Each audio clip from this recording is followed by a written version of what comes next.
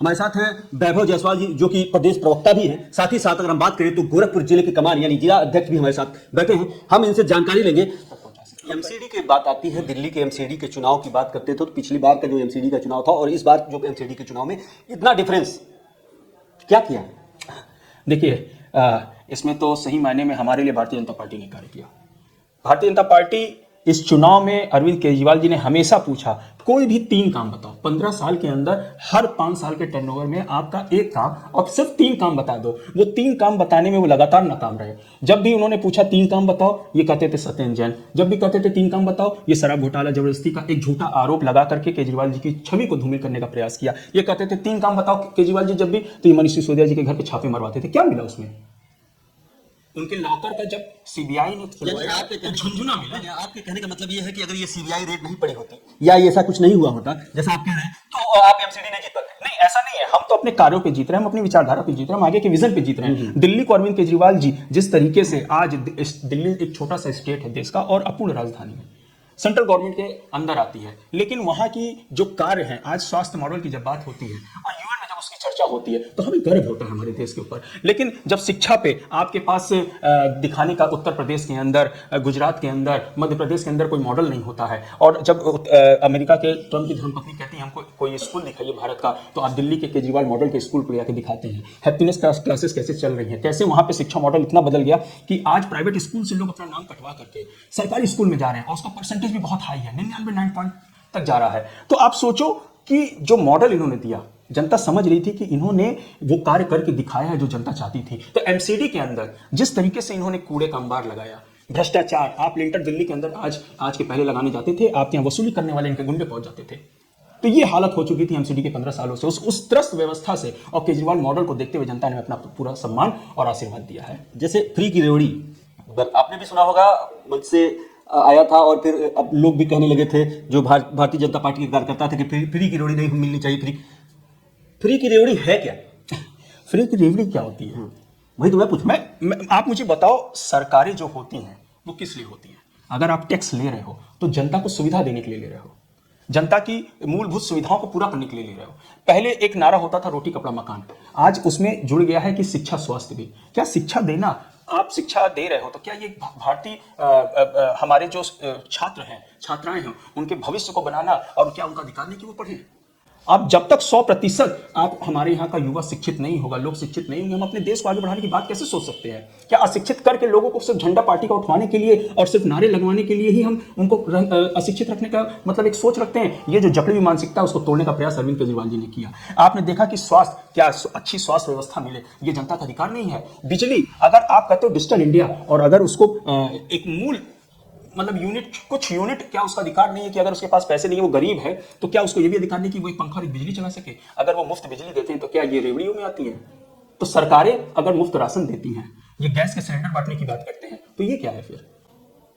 मैं आपकी बात से सहमत हूँ। कहीं ना कहीं अगर हम टैक्स देते हैं और सरकारों को ये सोचना पड़ेगा कि भाई अगर हम टैक्स दे रहे हैं, जीएसटी दे रहे हैं, तो पैसा जा कहाँ रहा है, और अगर जा रहा है तो मुझे भी दिखना चाहिए, क्योंकि मैं चाहे गरीब हो, चाहे अमीर हो, चाहे वो सबसे भिखारी हो, वो भी टैक्स दे के ही सामान खरीदता है। यानी कुल मिलाकर अगर हम बात करें तो टैक्स हर एक व्यक्ति दे रहा है, लेकिन पैसा हमें नहीं दिख रहा है जैसा कि आप कह रहे हैं। लेकिन हम एक चीज और इसमें ऐड करेंगे, जैसा कि स्वच्छ भारत लोग कहते हैं वैसा स्वच्छ भारत चाहिए। तो किस तरह से आप स्वच्छ करेंगे, कैसे साफ करेंगे, क्या पढ़ाई लिखाई व्यवस्था होगी, कैसे पार्षदों को आप अपने पार्षदों को क्या बता रहे हैं कि जिससे पार्षद जाके जनता में बताएं? देखिए, नगर निगम के जो कार्य है, सिर्फ उन कार्यों की बात कर ले तो वो कार्य करेंगे ही तो जनता आपको अपना प्रेम और स्नेह देगी। वो काम ही नहीं हो रहे हैं। आप गलियों में चल जाएं, जो सड़क की व्यवस्था है, नालियां खुली हुई हैं, ये सबसे बड़ी आज जो वो कार्य है गोरखपुर के अंदर करने के लिए है।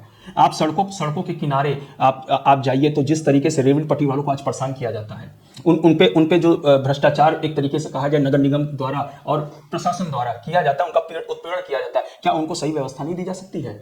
ये मुद्दे हैं।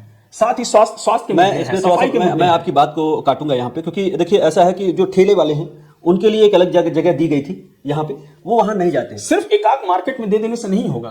रोज कुआं खोदेगा, रोज पानी पीता है, इस तरीके की उनकी व्यवस्था है, उनका जीवन है। उनके जीवन को, उनके कठिन परिश्रम को आप समझिए। आप उनको व्यवस्था दे दीजिए कि जहां पे पब्लिक जाती ना हो, 1 किलोमीटर अंदर कर दीजिए। आप ऐसी व्यवस्था बनाइए जहां पे जनता भी सही से जा सके, एक जनता को जाने में सुविधा भी हो और उनको दुकान लगाने में भी सुविधा हो। सिर्फ खाना पूर्ति नहीं करना चाहिए। यहीं पे मन में शंका होता है कि इनकी नीयत साफ नहीं है। नीयत साफ नहीं है। कैसे आपको लगता है कि नीयत साफ नहीं है? क्योंकि इनके जब भी योगी जी आते हैं तो यहाँ हजारों करोड़ की जो है परियोजनाओं का शिलान्यास भी करते हैं, उद्घाटन भी करते वो हैं। शिलान्यास है कहाँ? मैं तो ये पूछना चाहता हूँ कि गोरखपुर के अंदर कई हजार करोड़ के शिलान्यास की बात होती है, सुंदरीकरण की बात होती है, एक लिपस्टिक लगा देना, मेकअप में सिर्फ लिपस्टिक लगा देना, वो पूरा आपका क्या नाम है मेकअप नहीं हुआ। आप प्राइवेट सेक्टर से कह के जबरदस्ती उनके ऊपर दबाव डाल करके आप बिजली के कुछ खंभों में तार लपेट देते हैं, उससे होगा? आपने खजूर के पेड़ लगाए, उसमें पानी दे। 122 के गोरखपुर जैसे जिला के लिए बहुत बड़े हैं, सिर्फ सिंबॉलिक कहने के लिए। आप जनता के ऊपर हाउस टैक्स के नाम पे उत्पीड़न करने के लिए तैयार थे।